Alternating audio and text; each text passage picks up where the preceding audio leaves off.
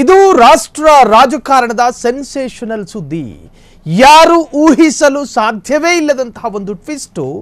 ಅವರೇ ಬಿಜೆಪಿ ರಾಷ್ಟ್ರೀಯ ಅಧ್ಯಕ್ಷರು. ಹಾಗಾದ್ರೆ ಯಾರು ರಾಷ್ಟ್ರೀಯ ಅಧ್ಯಕ್ಷರು? ಯಾರವರು? ಆರ್ಎಸ್ಎಸ್ ನಾಯಕನ ಅಥವಾ ಹೊಸ ಮುಖಾನ? ನಿಮ್ಮ ಫ್ರೀಡಮ್ ಟಿವಿ ಬಯಲು ಮಾಡಲಿದೆ ಬಿಗ್ಗೆಸ್ಟ್ ಎಕ್ಸ್ಕ್ಲೂಸಿವ್ ಆದಂತಹ ಸುದ್ದಿ. We are going to blast ಇಡೀ ರಾಷ್ಟ್ರ ರಾಜಕಾರಣದಲ್ಲಿ ಸಂಚಲನ ಸೃಷ್ಟಿ ಮಾಡಿರತಕ್ಕಂತಹ ಸುದ್ದಿ. ಹಾಗಾದ್ರೆ ಬಿಜೆಪಿಯ ರಾಷ್ಟ್ರೀಯ ಅಧ್ಯಕ್ಷ ಆರ್ಎಸ್ಎಸ್ ನಾಯಕರಾಗ್ತಾರ? ಯಾರಿಗೆ ಒಲಿಯುತ್ತೆ ರಾಷ್ಟ್ರೀಯ ಅಧ್ಯಕ್ಷ ಪಟ್ಟ? ಈಗಿರುವವರೇ ಮುಂದುವರಿತಾರೋ ಅಥವಾ ಒಬ್ಬ ಆರ್ಎಸ್ಎಸ್ ನಾಯಕನಿಗೆ ಆ ಪಟ್ಟವನ್ನು ಕೊಡಲಾಗುತ್ತಾ? ನಿಮ್ಮ ಫ್ರೀಡಮ್ ಟಿವಿಯಲ್ಲಿ ಮಾತ್ರ ಎಲ್ಲೂ ಸಿಗದ, ಯಾರೂ ನಿಮಗೆ ಹೇಳದ ಒಂದು ಮಾಹಿತಿಯನ್ನ we are going to blast. ಹಾಗಾದ್ರೆ ಯಾರಾಗ್ತಾರೆ ನ್ಯಾಷನಲ್ ಪ್ರೆಸಿಡೆಂಟ್? ಬಿಜೆಪಿಯ ನ್ಯಾಷನಲ್ ಪ್ರೆಸಿಡೆಂಟ್ ಯಾರಾಗ್ತಾರೆ? ನಿಮ್ಮ ಕಲ್ಪನೆಯಲ್ಲಿ ಒಂದು ಹೆಸರಿರಬಹುದು, ನಿಮ್ಮ ಊಹೆಯಲ್ಲೂ ಒಂದು ಹೆಸರು ಇರಬಹುದು. ಆದರೆ ಅದಕ್ಕೂ ಒಂದು ಟ್ವಿಸ್ಟ್ ಇದೆ. ನಿಮ್ಮ ಮಸ್ತಿಷ್ಕದಲ್ಲಿ ಓಡಾಡ್ತಿರ್ತಕ್ಕಂಥ ಹೆಸರೇನ ರಾಷ್ಟ್ರೀಯ ಪಟ್ಟವನ್ನ ಗಿಟ್ಟಿಸಿಕೊಳ್ಳೋದು. ನಾವು ಬ್ರೇಕ್ ಮಾಡ್ತೀವಿ. ಯಾರವರು? ಆರ್ಎಸ್ಎಸ್ ನಾಯಕನ ಅಥವಾ ಹೊಸ ಮುಖ ಮಣೆ ಹಾಕುತ್ತಾ ಬಿಜೆಪಿ? ನಿಮ್ಮ ಫ್ರೀಡಮ್ ಟಿವಿ ಬಯಲು ಮಾಡ್ತಾ ಇದೆ ಬಿಗ್ಗೆಸ್ಟ್ ಎಕ್ಸ್ಕ್ಲೂಸಿವ್ ಆದಂತಹ ಸುದ್ದಿ. ನ್ಯಾಷನಲ್ ಮಾಧ್ಯಮಗಳು ಕೂಡ ಹೇಳದೇ ಇರತಕ್ಕಂತಹ ಒಂದು ಸುದ್ದಿಯನ್ನ ನಾವು ಬ್ರೇಕ್ ಮಾಡ್ತಾ ಇದ್ದೀವಿ. ತಪ್ಪದೆ ಕಂಪ್ಲೀಟ್ ಸ್ಟೋರಿಯನ್ನ ನೋಡಿ. ಹಾಗಾದ್ರೆ ಯಾರಾಗ್ತಾರೆ ಬಿಜೆಪಿಯ ರಾಷ್ಟ್ರೀಯ ಅಧ್ಯಕ್ಷ? ಬಿಜೆಪಿ ರಾಜಕೀಯ ವ್ಯೂಹ ಅರ್ಥ ಮಾಡಿಕೊಳ್ಳೋದು ಸುಲಭದ ಮಾತಲ್ಲ. 2014ರಲ್ಲಿ ಮೋದಿ ಪ್ರಧಾನಿಯಾದ ನಂತರ ಪ್ರತಿ ನಿರ್ಣಯವೂ ಕೂಡ ಸಂಚಲನವೇ. ಕೇಂದ್ರ ಸಂಪುಟ ಆಯ್ಕೆಯಿಂದ ಹಿಡಿದು ರಾಷ್ಟ್ರಪತಿ ಆಯ್ಕೆಯವರೆಗೂ ಕೂಡ ಮುಖ್ಯಮಂತ್ರಿಗಳ ಆಯ್ಕೆ, ಹೀಗೆ ಪ್ರತಿಯೊಂದು ವಿಚಾರದಲ್ಲೂ ಕೂಡ ತಿರುವು ಪಡೆದುಕೊಳ್ಳುತ್ತೆ ಅಥವಾ ಟ್ವಿಸ್ಟ್ ಸಿಗ್ತಾನೆ ಹೋಗುತ್ತೆ. ಈಗ ಬಿಜೆಪಿಯ ನೂತನ ಅಧ್ಯಕ್ಷರ ವಿಚಾರದಲ್ಲೂ ಕೂಡ ಸೆನ್ಸೇಷನಲ್ ಟ್ವಿಸ್ಟ್ ಸಿಕ್ಕಿದೆ. ಯಾರವರು ಅಂತೀರಾ? ಯಾರು ಆ ಹೊಸ ಮುಖ ಅಂತೀರಾ? ನಾವು ಈ ಕ್ಷಣ ಈ ಘಳಿಗೆ ಬಯಲು ಮಾಡ್ತಾ ಇದ್ದೀವಿ. ರಾಷ್ಟ್ರೀಯ ಬಿಜೆಪಿ ಅಧ್ಯಕ್ಷ ಯಾರಾಗಬಹುದು? ಸಂಘ ಪರಿವಾರದಲ್ಲಿ ಸಾಕಷ್ಟು ವರ್ಷಗಳಿಂದ ದುಡಿದಿರತಕ್ಕಂತಹ ವ್ಯಕ್ತಿತ್ವಕ್ಕೆ ಆ ಪಟ್ಟ ಸಿಗುತ್ತಾ? ಅಥವಾ ಆರ್ಎಸ್ಎಸ್ ಬೆಂಬಲಿತ ವ್ಯಕ್ತಿ ಆಗಿರೋದ್ರಿಂದ ಆ ವ್ಯಕ್ತಿಗೆ ಆ ಪಟ್ಟ ಸಿಗುತ್ತಾ? ಎಲ್ಲದಕ್ಕೂ ತಿಲಾಂಜಲಿ ಇಡ್ತೀವಿ. ನಿಮ್ಮ ತಲೆಯಲ್ಲಿ ಓಡಾಡ್ತಾ ಇರತಕ್ಕಂಥ ಹೆಸರೇ ಆಗಿದೆಯಾ? ಕೇಂದ್ರ ಸಂಪುಟ ಆಯ್ಕೆಯಿಂದ ಹಿಡಿದು ರಾಷ್ಟ್ರಪತಿ ಆಯ್ಕೆಯವರೆಗೂ ಕೂಡ ಮುಖ್ಯಮಂತ್ರಿಗಳ ಆಯ್ಕೆ, ಹೀಗೆ ಪ್ರತಿಯೊಂದು ವಿಚಾರದಲ್ಲೂ ಕೂಡ ಬಿಜೆಪಿಯಲ್ಲಿ ರಾಷ್ಟ್ರೀಯ ಟ್ವಿಸ್ಟ್ ಸಿಗ್ತಾನೆ ಇರುತ್ತೆ. ಈಗ ಬಿಜೆಪಿಯ ನೂತನ ಅಧ್ಯಕ್ಷರ ವಿಚಾರದಲ್ಲೂ ಕೂಡ ಸೆನ್ಸೇಷನಲ್ ಟ್ವಿಸ್ಟ್ ಸಿಕ್ಕಿದೆ. ಹಾಗಾದ್ರೆ ಯಾರು ಆ ವ್ಯಕ್ತಿ? ಹೊಸ ಮುಖಾನ? ಯಾರಿಗೆ ಸಿಗಬಹುದು ರಾಷ್ಟ್ರೀಯ ಅಧ್ಯಕ್ಷ ಪಟ್ಟ?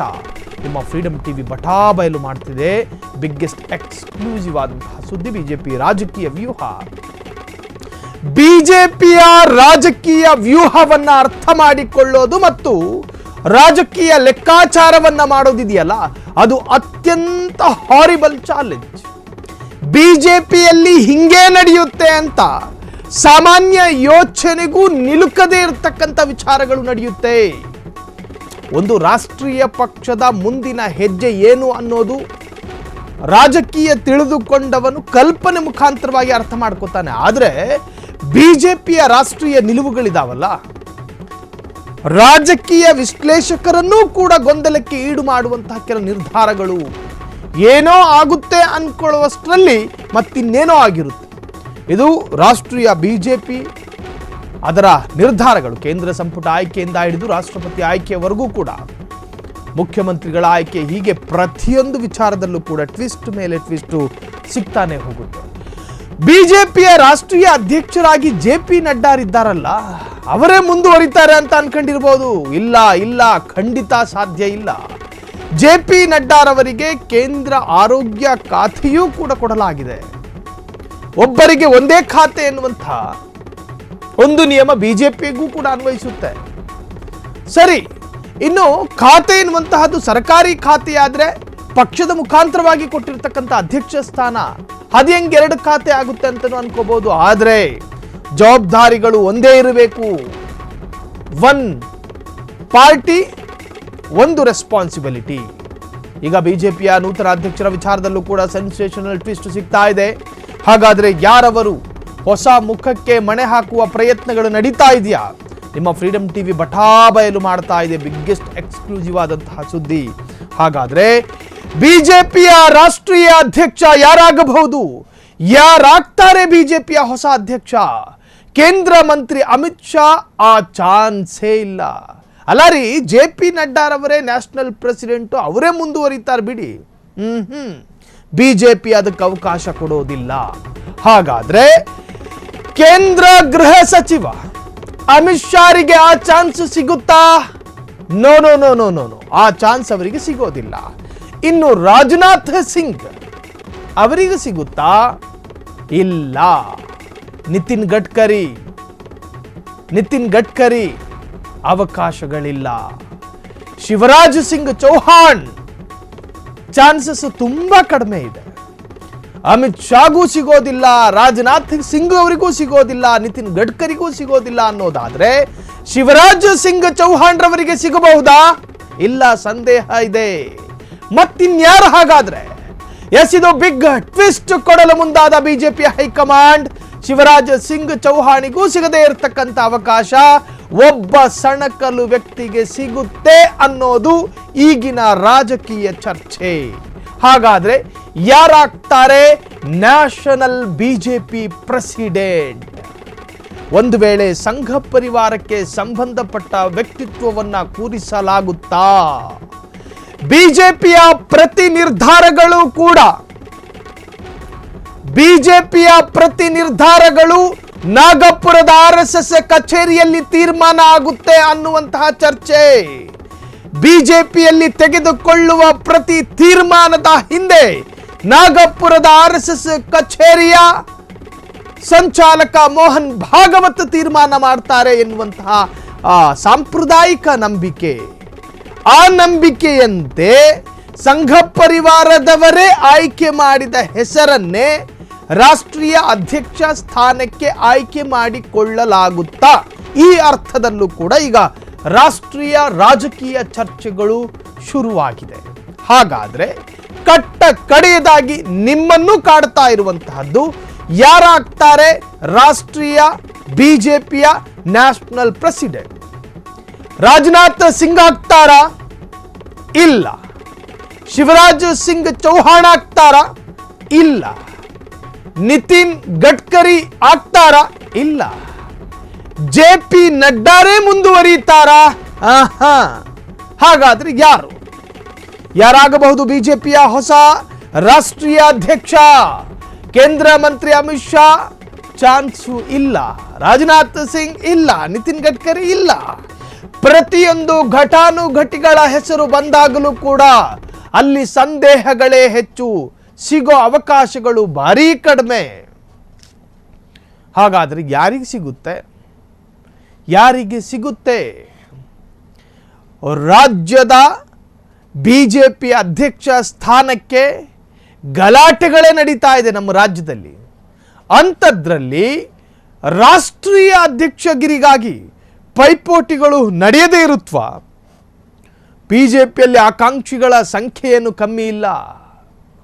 ರಾಷ್ಟ್ರೀಯ ಅಧ್ಯಕ್ಷ ಪಟ್ಟಕ್ಕೆ ರಾಜನಾಥ್ ಸಿಂಗ್ ಅವರು ಆಕಾಂಕ್ಷಿನೇ, ಚೌಹಾಣ್ ಅವರು ಆಕಾಂಕ್ಷಿನೇ, ನಿತಿನ್ ಗಡ್ಕರಿನೂ ಆಕಾಂಕ್ಷಿನೇ. JP ನಡ್ಡಾ ನಾನೇ ಮುಂದುವರೆದಿದ್ರೆ ಚೆನ್ನಾಗಿತ್ತು ಅಂತ ಹೇಳಿ ಅವರ ಮನಸ್ಸಿನ ಒಳಗೆ ಅವರು ಕೂಡ ಒಂದು ಆಸ್ಪರೆಂಟೇ. ಹಿಂಗೆಲ್ಲ ಇದ್ದ ಹೊತ್ತಲ್ಲೇ ಈಗ ಬಿಜೆಪಿಯಲ್ಲಿ ಒಂದು ಹೊಸ ಚರ್ಚೆಗಳು ಶುರುವಾಗಿದೆ. ಹಾಗಾದ್ರೆ ಏನದು ಚರ್ಚೆ? ಮುಂದಿನ ಅಪ್ಡೇಟ್ಸ್ಗಳಿಗಾಗಿ ನೀವು ಕಾಯ್ತಾ ಇರ್ತೀರಿ. ಹಾಗಾದ್ರೆ we are going to blast. ಹಾಗಾದ್ರೆ ಉತ್ತರ ಭಾರತದಲ್ಲಿ ಬಿಜೆಪಿ ಬಲವಾಗಿಯೇ ಬೇರೂರಿದೆ. ನಾವು ತೋರಿಸ್ತಾ ಇರೋ ಪ್ರತಿ ಸಾಲುಗಳನ್ನ ಗಮನವಿಟ್ಟು ಓದ್ಕೊಳ್ಳಿ. ದಕ್ಷಿಣ ಭಾರತದಲ್ಲಿ ಬೇರೂರುವುದು ಬಾಕಿ ಉಳಿದಿದೆ. ಕರ್ನಾಟಕದಲ್ಲಿ ಬಿಜೆಪಿಗೆ ಉತ್ತಮ ಬೇಸ್ ಇದೆ. ತೆಲಂಗಾಣದಲ್ಲಿ ಪ್ರಬಲವಾಗಿದ್ರು ಅಧಿಕಾರ ಅಷ್ಟಕ್ಕಷ್ಟೇ. ತಮಿಳುನಾಡು, ಆಂಧ್ರ ಪ್ರದೇಶ, ಕೇರಳದಲ್ಲಿ ಬಲಿಷ್ಠವಾಗಲು ವಿಶ್ವ ಪ್ರಯತ್ನ ಆದರೂ ಸಾಧ್ಯ ಆಗಿಲ್ಲ ಸುರೇಶ್ ಗೋಬಿಯನ್ನ ಹೊರತುಪಡಿಸಿ. ಈಗ ತಮಿಳುನಾಡು ಅಸೆಂಬ್ಲಿ ಎಲೆಕ್ಷನ್ ಕೂಡ ಸನಿಹದಲ್ಲಿದೆ. ಡಿಎಂಕೆಯನ್ನ ಗದ್ದುಗೆಯಿಂದ ಇಳಿಸಲು ಬಿಜೆಪಿ ಮೆಗಾ ಪ್ಲಾನ್ ಮಾಡಿಕೊಳ್ತಾ ಇದೆ. ತಮಿಳುನಾಡಿನ ರಾಜಕಾರಣಿಯನ್ನ ಅಧ್ಯಕ್ಷ ಸ್ಥಾನದಲ್ಲಿ ಕೂರಿಸಲು ಪ್ಲಾನ್. ಬಂದ್ವಿ ನೋಡಿ. ಹಾಗಾದ್ರೆ ಯಾರವರು? ಬಿಗ್ ಟ್ವಿಸ್ಟ್ ಕೊಡ್ತಾ ಇದೆ ಬಿಜೆಪಿ. ಉತ್ತರ ಭಾರತದಲ್ಲಿ ಬಿಜೆಪಿ ಬಲವಾಗಿಯೇ ಬೇರೂರಿದೆ, ಲೇನ್ ಟೆನ್ಷನ್ ಇಲ್ಲ ಇವರಿಗೆ. ಇನ್ನು ದಕ್ಷಿಣ ಭಾರತದಲ್ಲಿ ಬೇರೂರುವುದು ಮಾತ್ರ ಬಾಕಿ ಉಳಿದಿವೆ. ಉತ್ತರ ಭಾರತದ ಬಗ್ಗೆ ಬಿಜೆಪಿಗೆ ಟೆನ್ಷನ್ ಇಲ್ಲ, ವರಿ ಇಲ್ಲ, ಗೊಂದಲ ಇಲ್ಲ, ಆತಂಕ ಇಲ್ಲ, ಫಿಯರ್ ಇಲ್ಲ. ದಕ್ಷಿಣ ಭಾರತದಲ್ಲಿ ಅಸ್ತಿತ್ವವನ್ನ ಪ್ರಬಲವಾಗಿರಿಸುವಂತಹ ಪ್ರಯತ್ನಗಳು ನಡೀತಾ ಇದೆ. ತಮಿಳುನಾಡು, ಆಂಧ್ರ ಪ್ರದೇಶ, ಕೇರಳದಲ್ಲಿ ಬಲಿಷ್ಠವಾಗಲು ವಿಶ್ವ ಪ್ರಯತ್ನಗಳು ನಡೀತಾ ಇದೆ. ತಮಿಳುನಾಡು ದ್ರವಿಡರ ಕೋಟೆ, ಕೇರಳ ಕಮ್ಯುನಿಸ್ಟ್ ಅವರ ಭದ್ರಕೋಟೆ, ಆಂಧ್ರ ಪ್ರದೇಶ ಪ್ರಾದೇಶಿಕ ಪಕ್ಷಕ್ಕೆ ಮಾತ್ರ ಪ್ರಾತಿನಿಧ್ಯ ಕೊಡುವಂತಹ ರಾಜ್ಯ, ಕರ್ನಾಟಕ ಜಾತಿ ಲೆಕ್ಕಾಚಾರದಲ್ಲಿ ರಾಜಕಾರಣ ನಡೆಯುವಂತಹ ರಾಜ್ಯ, ಕೋಮುವಾದ ನೋ ಅಲೌಡ್, ಕಮ್ಯುನಲ್ ನೋ. ಕರ್ನಾಟಕದಲ್ಲಿ ಅದು ಯಾವುದು ವರ್ಕೌಟ್ ಆಗೋದಿಲ್ಲ. ದಕ್ಷಿಣ ಭಾರತದಲ್ಲಿ ಬೇರೂರುವುದು ಒಂದು ಮಾತ್ರ ಬಾಕಿ ಇರುವಂತಹದ್ದು ಬಿಜೆಪಿಗೆ. ಉತ್ತರ ಭಾರತ ಬಿಡಿ, ಕೈಯೊಳಗೆ ಕಪಿಮುಷ್ಟಿಯಲ್ಲಿ ಭದ್ರವಾಗಿದೆ ಬಿಜೆಪಿಗೆ. ಟೆನ್ಷನ್ ಇಲ್ಲ, ಮಾರ್ಕೆಟಿಂಗ್ ಮಾಡಬೇಕು ಅಂತಿಲ್ಲ, ಡಿಜಿಟಲ್ ಪ್ರಮೋಷನ್ ಬೇಡ, ಅದು ನಡ್ಕೊಂಡು ಹೋಗುತ್ತೆ. ಇನ್ನು ನಮ್ಮ ದಕ್ಷಿಣ ಭಾರತದಲ್ಲಿ ನೋಡಿ, ತಮಿಳುನಾಡಿನಲ್ಲಿ 2026ಕ್ಕೆ ಅಸೆಂಬ್ಲಿ ಎಲೆಕ್ಷನ್ ಬರುತ್ತೆ. ಆ ಅಸೆಂಬ್ಲಿ ಎಲೆಕ್ಷನ್ಗೆ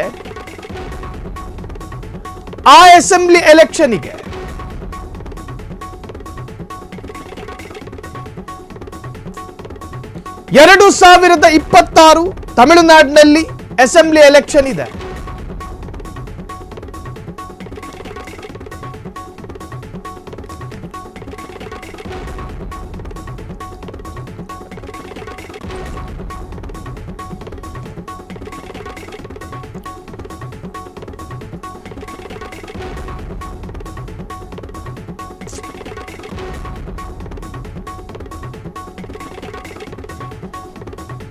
ನೋಡಿ, 2026 ತಮಿಳುನಾಡಿನಲ್ಲಿ ಅಸೆಂಬ್ಲಿ ಎಲೆಕ್ಷನ್ ಇದೆ.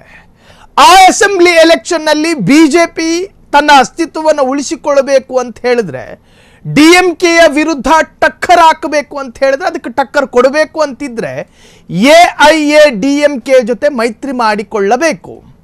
ಇನ್ನು ಎಐಎಡಿಎಂಕೆ ಪರಿಪೂರ್ಣವಾಗಿ ಮೈತ್ರಿಗೆ ಒಪ್ಪಿಕೊಳ್ಳುತ್ತಾ ಇಲ್ವಾ ಅನ್ನುವಂಥ ಗೊಂದಲ ಇತ್ತು ಬಿಜೆಪಿಗೆ.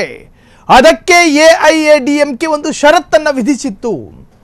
ಬಿಜೆಪಿಯ ರಾಜ್ಯಾಧ್ಯಕ್ಷರಾಗಿರ್ತಕ್ಕಂತಹ ಅಣ್ಣಾಮಲೈರನ್ನ ನೀವು ಸೈಡಿಗೆ ಕೂರಿಸಿ, ಅದಾದ ನಂತರ ನಾವು ತೀರ್ಮಾನ ಮಾಡ್ತೀವಿ ಅಂಥೇಳಿ ಎಐಎಡಿಎಂಕೆ ಬಹಿರಂಗವಾದಂತಹ ಒಂದು ನಿರ್ಬಂಧವನ್ನು ವಿಧಿಸಿತ್ತು, ಅಂದರೆ ಷರತ್ತನ್ನು ವಿಧಿಸಿತ್ತು. ಅದಕ್ಕೆ ಬಿಜೆಪಿ ತಡ ಮಾಡದೆ ಓಕೆ ಹೇಳಿತು. ಒಂದೇ ಒಂದು ಕ್ಷಣ ಯೋಚನೆ ಮಾಡೋದಕ್ಕೂ ಕೂಡ ಅವಕಾಶವನ್ನ ಕೊಡದೆ ಬಿಜೆಪಿ ಖಡಕ್ ನಿರ್ಧಾರಕ್ಕೆ ಬಂತು. ಎಸ್, ನಿಮ್ಮ ಊಹೆ ಕರೆಕ್ಟ್ ಆಗಿದೆ. ಅಧ್ಯಕ್ಷ ಸ್ಥಾನದ ರೇಸ್ನಲ್ಲಿ ಅಣ್ಣಾಮಲೈ ಹೆಸರು ತಳುಕು ಹಾಕಿಕೊಂಡಿದೆ. ಕರ್ನಾಟಕ ಕೇಡರ್ನ IPS ಆಗಿದ್ದಂತಹ ಅಣ್ಣಾಮಲೈ 2020ರಲ್ಲಿ ಬಿಜೆಪಿ ಸೇರಿದ್ರು. ಕಡಿಮೆ ಅವಧಿಯಲ್ಲಿ ಸಖತ್ ಮಿಂಚು. ಜೂನಿಯರ್ ಆದರೂ ಒಂದೇ ವರ್ಷದಲ್ಲಿ ರಾಜ್ಯಾಧ್ಯಕ್ಷ ಸ್ಥಾನವನ್ನು ಪಡೆದುಕೊಂಡಿದ್ರು. ಹೈಕಮಾಂಡ್ ನಿರೀಕ್ಷೆ ಸುಳ್ಳು ಮಾಡದೆ ಅಣ್ಣಾಮಲೈ ಹೋರಾಟವನ್ನ ಮಾಡಿದ್ರು. ತಮಿಳುನಾಡಲ್ಲಿ ಬಿಜೆಪಿ ಬಲವನ್ನ ಹೆಚ್ಚಿಸಿದ ಅಣ್ಣಾಮಲೈ ಕೇವಲ 2-3 ಅಷ್ಟಿದ್ದಂತಹ ಮತ ಪ್ರಮಾಣವನ್ನು 11%ಕ್ಕೆ ಹೆಚ್ಚಳ ಮಾಡಿದ್ರು. 2024ರ ಲೋಕಸಭಾ ಚುನಾವಣೆಯಲ್ಲಿ 11%ಕ್ಕೆ ಹೆಚ್ಚಳ ಮಾಡಿದ್ರು. ಸೀಟು ಗೆಲ್ಲದಿದ್ದರೂ ಬಿಜೆಪಿಗೆ ದೊಡ್ಡ ಪ್ರಮಾಣದಲ್ಲಿ ಮತ ಸಿಗೋ ತರ ಮಾಡಿದ್ರು. ಇದಕ್ಕೆ ಕಾರಣ one and only leader Annamalai. ಬದಲಾದ ಸನ್ನಿವೇಶದಲ್ಲಿ ಪದತ್ಯಾಗಕ್ಕೆ ಮುಂದಾಗಿರುವಂತಹ ಅಣ್ಣಾಮಲೈ. ಇನ್ನು ತಮಿಳುನಾಡಿನಲ್ಲಿ ವಾಟ್ ಅಬೌಟ್ ಅಣ್ಣಾಮಲೈ ಅಂತ ಕೇಳಿದ್ರೆ, ಹಿ ಈಸ್ ಎಕ್ಸಲೆಂಟ್ ಕ್ಯಾಡರ್ ಆಗಿ, ಹಿ ನಾಟ್ ಎಕ್ಸಲೆಂಟ್ ಲೀಡರ್ ಆಗಿ ಅಂತ ಹೇಳ್ತಾರೆ. ಆತ ಕಾರ್ಯಕರ್ತನಾಗಿ ಸೂಪರ್ ಕ್ಯಾಂಡಿಡೇಟು, ಆದರೆ ನಾಯಕತ್ವದಲ್ಲಿ ಅಣ್ಣಾಮಲೈ ಸರಿ ಇಲ್ಲ. ಬಿಜೆಪಿಯ ನಾಯಕರೇ ಅಣ್ಣಾಮಲೈ ನಾಯಕತ್ವ ಸರಿ ಇಲ್ಲ ಅಂತ ಸಾಕಷ್ಟು ಬಾರಿ ಅಭಿಪ್ರಾಯವನ್ನು ವ್ಯಕ್ತಪಡಿಸಿದ್ದಾರೆ. ಕಳೆದ ಲೋಕಸಭಾ ಚುನಾವಣೆಯಲ್ಲಿ ಠೇವಣಿಯನ್ನು ಕಳೆದುಕೊಂಡಂತಹ ಬಿಜೆಪಿ ಅಣ್ಣಾಮಲೈ ಕಾರಣದಿಂದಲೇ ಬಿಜೆಪಿಗೆ ತಮಿಳುನಾಡಿನಲ್ಲಿ ಠೇವಣಿ ಇಲ್ಲ ಅನ್ನುವಂಥದ್ದು ಸುಳ್ಳು. ತಮಿಳುನಾಡು ದ್ರಾವಿಡರ ಕೋಟೆ. ಒಂದು ಬಾರಿ ಡಿಎಂಕೆಗೆ ಅವಕಾಶ ಕೊಟ್ಟರೆ ಮತ್ತೊಂದು ಬಾರಿ ಎಐಎಡಿಎಂಕೆಗೆ ಅವಕಾಶ ಕೊಡ್ತಾ ಇರತಕ್ಕಂತಹ ಸಾಂಪ್ರದಾಯಿಕ ಪದ್ಧತಿಗಳಿಂದಲೇ ತಮಿಳುನಾಡು ರಿಪೀಟೆಡ್ ಅಧಿಕಾರವನ್ನು ಗಿಟ್ಟಿಸಿಕೊಂಡ ಪಕ್ಷ ಅಲ್ಲಿ ಯಾವುದೂ ಇಲ್ಲ. ಶಶಿಕಲಾ ಅಥವಾ ಜಯಲಲಿತಾರ ಪಕ್ಷ ಎಐಎಡಿಎಂಕೆ ಅದು ಒಂದು 5 ವರ್ಷ ಆಡಳಿತ ನಡೆಸಿದ್ರೆ ಅದಾದ ನಂತರ ಸ್ಟಾಲಿನ್ ಪಕ್ಷ ಬರುತ್ತೆ, ಡಿಎಂಕೆ. ಪ್ರತಿ ಬಾರಿಯೂ ನಡೆಯುವಂಥದ್ದೇ. ಅಲ್ಲಿ ಮೂರನೇ ಪಕ್ಷಕ್ಕೆ ಅವಕಾಶ ಕೊಡೋದಿಲ್ಲ, ಕಾಂಗ್ರೆಸ್ಸಿಗೂ ಕೊಡೋದಿಲ್ಲ, ಇನ್ನು ಅಲ್ಲಿನ ಬೇರೆ ಪ್ರಾದೇಶಿಕ ಪಕ್ಷಕ್ಕೂ ಅವಕಾಶ ಕೊಡೋದಿಲ್ಲ, ಇನ್ನು ಬಿಜೆಪಿಗಂತೂ ಕೊಡದೇ ಇಲ್ಲ ಅನ್ನೋದಕ್ಕಿಂತಲೂ ಠೇವಣಿ ಬರೋದಕ್ಕೂ ಕೂಡ ಅವರು ಅವಕಾಶವನ್ನು ಕಲ್ಪಿಸಿಕೊಡೋದಿಲ್ಲ. ಈಗ ಸಿಗ್ತಾ ಇರ್ತಕ್ಕಂತಹ ಅಪ್ಡೇಟ್ಸ್ಗಳ ಪ್ರಕಾರ ನಿಮ್ಮ ಊಹೆ ಕರೆಕ್ಟ್ ಆಗಿದೆ. ಅಧ್ಯಕ್ಷ ಸ್ಥಾನದ ರೇಸ್ನಲ್ಲಿ ಅಣ್ಣಾಮಲೈ ಹೆಸರು ತಳುಕು ಹಾಕಿಕೊಂಡಿದೆ. ಕರ್ನಾಟಕ ಕ್ಯಾಡರ್ನ IPS ಆಗಿದ್ದ ಅಣ್ಣಾಮಲೈ 2020ರಲ್ಲಿ ಬಿಜೆಪಿ ಸೇರಿದ್ರು. ಕಡಿಮೆ ಅವಧಿಯಲ್ಲಿ ಸಖತ್ ಮಿಂಚು. ಜೂನಿಯರ್ ಆದರೂ ಒಂದೇ ವರ್ಷದಲ್ಲಿ ರಾಜ್ಯಾಧ್ಯಕ್ಷ ಸ್ಥಾನ ಸಿಕ್ತು. ಹೈಕಮಾಂಡ್ ನಿರೀಕ್ಷೆ ಸುಳ್ಳು ಮಾಡದೆ ಅಣ್ಣಾಮಲೈ ಹೋರಾಟ ನಡೆಸಿದ್ರು. ತಮಿಳುನಾಡಿನಲ್ಲಿ ಬಿಜೆಪಿ ಬಲವನ್ನು ಹೆಚ್ಚಿಸಿದ ಅಣ್ಣಾಮಲೈ ಕೇವಲ 2-3ರಷ್ಟಿದ್ದ ಮತ ಪ್ರಮಾಣ 11% ಹೆಚ್ಚಳ ಮಾಡಿದ್ರು. ಅಲ್ಲಲ್ಲಿ ಕ್ಯಾಂಪೇನ್ ಮಾಡಿದ್ರು, ಅಲ್ಲಲ್ಲಿ ಸ್ಟೇಜ್ ಪ್ರೋಗ್ರಾಮ್ಗಳನ್ನು ಮಾಡಿದ್ರು. ಆಗಾಗ ಅಮಿತ್ ಶಾರನ್ನ ಸ್ಟೇಜಿಗೆ ಕರೆಸಿ ಸನ್ಮಾನ ಮಾಡಿದ್ರು. ಅಲ್ಲಲ್ಲಿ ಬಿಜೆಪಿಯನ್ನ ಪ್ರಚಾರ ಮಾಡಿದ್ರು. ಅಣ್ಣಾಮಲೈ IPS ಆಗಿರೋದ್ರಿಂದ ಪೊಲೀಸ್ ರೂಪ, ಪೊಲೀಸ್ ಶೈಲಿ, ಪೊಲೀಸ್ ಭಾಷೆ ಎಲ್ಲವನ್ನು ಕೂಡ ರಾಜಕೀಯಕ್ಕೆ ಅಪ್ಲೈ ಮಾಡಿಕೊಂಡು ರಾಜಕಾರಣವನ್ನು ಒಂದು ಹಂತಕ್ಕೆ ತೆಗೆದುಕೊಂಡು ಬಂದ ಖ್ಯಾತಿಯು ಕೂಡ ಅಣ್ಣಾಮಲೈರಿಗಿದೆ. ಹಾಗಾಗಿ 2024ರ ಲೋಕ ಚುನಾವಣೆಯಲ್ಲಿ 11% ಹೆಚ್ಚಳ ಆಗಿತ್ತು. ಸೀಟು ಗೆಲ್ಲದಿದ್ದರೂ ಬಿಜೆಪಿಗೆ ದೊಡ್ಡ ಪ್ರಮಾಣದಲ್ಲಿ ಮತ ಸಿಕ್ತು. ಇದಕ್ಕೆ ಕಾರಣ ಒನ್ ಅಂಡ್ ಓನ್ಲಿ ಲೀಡರ್, ಅದು ಅಣ್ಣಾಮಲೈ. ಬದಲಾದ ಸನ್ನಿವೇಶದಲ್ಲಿ ಪದತ್ಯಾಗಕ್ಕೆ ಮುಂದಾಗಿರುವಂತಹ ಅಣ್ಣಾಮಲೈ, ಈ ಹೊತ್ತಲ್ಲಿ ಅಣ್ಣಾಮಲೈ ಹುಡುಕಿ ಬರ್ತಿದೆ ಅದೃಷ್ಟ. ಅಣ್ಣಾಮಲೈಗೆ ಸಿಗುತ್ತಾ ಪಕ್ಷದ ರಾಷ್ಟ್ರೀಯ ಅಧ್ಯಕ್ಷರಾಗುವಂತಹ ಯೋಗ? Question mark. ಬಿಜೆಪಿ ಹೈ ಲೆವೆಲ್ನಲ್ಲಿ ಅಣ್ಣಾಮಲೈ ಹೆಸರು ಚರ್ಚೆ. ಬಹುತೇಕ ಅವರ ಹೆಸರೇ ಫೈನಲ್ ಆಗುತ್ತೆ. ಇದು ಫ್ರೀಡಮ್ ಟಿವಿಯ ಬಿಗ್ಗೆಸ್ಟ್ ಎಕ್ಸ್ಕ್ಲೂಸಿವ್ ಆದಂತಹ ಸ್ಟೋರಿ. ನೋಡಿ, ಬಿಜೆಪಿಯಲ್ಲಿ ಯೋಗಿ ಆದಿತ್ಯನಾಥ್ ಬಳಸುವ ಭಾಷೆ ಮತ್ತು ಯೋಗಿ ಆದಿತ್ಯನಾಥ್ ಅವರ ಹವ್ಯಾಸ ಮತ್ತು ಅವರ ಗುಣ ಮತ್ತು ಅವರ ಭಾಷಣ ಒಬ್ಬ ರಾಷ್ಟ್ರೀಯ ಅಧ್ಯಕ್ಷನಾಗೋದಕ್ಕೆ ಅರ್ಹತೆಯನ್ನು ಕಳೆದುಕೊಳ್ಳುತ್ತೆ. ಬಿಜೆಪಿ ಹಿಂದುತ್ವವಾದವನ್ನು ಪ್ರತಿಪಾದಿಸುತ್ತೆ ಮತ್ತು ರಾಷ್ಟ್ರೀಯವಾದವನ್ನು ಪ್ರತಿಪಾದಿಸುತ್ತೆ ಅಂದ ಅರ್ಥಕ್ಕೆ ಬೀದಿಲ್ ನಿಂತ್ಕೊಂಡು ಬಾಯಿಗೆ ಬಂದಾಗ ಮಾತನಾಡಿದ್ರೆ ಬಿಜೆಪಿ ಸಹಿಸಲ್ಲ. ಹಂಗಿದ್ದಿದ್ರೆ ಯತ್ನಾಳ್ನನ್ನ ಬಿಜೆಪಿಯ ರಾಜ್ಯಾಧ್ಯಕ್ಷರನ್ನಾಗಿ ಮಾಡ್ತಾ ಇದ್ರು. ಸದಾಕಾಲ ಅಲ್ಪಸಂಖ್ಯಾತರಿಗೆ ಬೈಯುವಂಥ ಪ್ರತಾಪ್ ಸಿಂಹರನ್ನ ಈಗಲೂ ಸಂಸದರಾಗಿಯೇ ಉಳಿಸ್ಕೊತಾ ಇದ್ರು. ಕರ್ನಾಟಕದಲ್ಲಿ ಇಸ್ಲಾಂ ನಿರ್ಮೂಲನೆಯಾದರೆ ಭಯೋತ್ಪಾದನೆ ಕಂಟ್ರೋಲ್ ಆಗುತ್ತೆ ಅಂತ ಹೇಳಿದ ಅನಂತಕುಮಾರ್ರನ್ನ ಮುಖ್ಯಮಂತ್ರಿ ಮಾಡ್ತಾ ಇತ್ತು. ಆದರೆ ಅವರವರ ಗುಣ ಸ್ವಭಾವಗಳ ಅನುಗುಣವಾಗಿ ಅವರವರ ಸ್ಥಾನ ಭದ್ರ ಆಗುತ್ತೆ ಬಿಜೆಪಿಯಲ್ಲಿ. ಒಬ್ಬ IPS ಆಗಿ ಅನುಭವ ಇರತಕ್ಕಂತಹ, ರಾಜಕಾರಣದ ನಾಡಿ ಮಿಡಿತ ಗೊತ್ತಿರತಕ್ಕಂತಹ, ರಾಜಕಾರಣದ ಸೂಕ್ಷ್ಮತೆ ಬಗ್ಗೆ ಅರಿವಿರ್ತಕ್ಕಂತಹ, ಎಲ್ಲ ತರಹದ ರಾಜಕೀಯ ಪರಿಜ್ಞಾನ ಇರತಕ್ಕಂಥ ಅಣ್ಣಾಮಲೈಗೆ ರಾಷ್ಟ್ರೀಯ ಅಧ್ಯಕ್ಷ ಪಟ್ಟ ಸಿಗೋದ್ರಲ್ಲಿ ಸಂದೇಹ ಬೇಡ. ಒಂದು ವೇಳೆ ಈತ ಅರ್ಹತೆ ಇರುವವನ, ಯೋಗ್ಯತೆ ಇರುವವನ ಅಂಥೇಳಿ ಅಳೆದು ತೂಗುವಂತಹ ಪ್ರಯತ್ನದಲ್ಲಿ ಅಣ್ಣಾಮಲೈ ಮೇಲುಗೈ ಸಾಧಿಸ್ತಾರೆ. ಒಟ್ಟಾರೆ ಅಣ್ಣಾಮಲೈ ರಾಷ್ಟ್ರೀಯ ಅಧ್ಯಕ್ಷರಾಗ್ತಾರೆ ಎನ್ನುವಂಥ ಚರ್ಚೆ ಇದೆ. ಹಾಗಾದರೆ ಅಣ್ಣಾಮಲೈಗೆ ಸಿಗುತ್ತಾ ರಾಷ್ಟ್ರೀಯ ಅಧ್ಯಕ್ಷ ಪಟ್ಟ? ಕಾದು ನೋಡಬೇಕಾಗಿದೆ.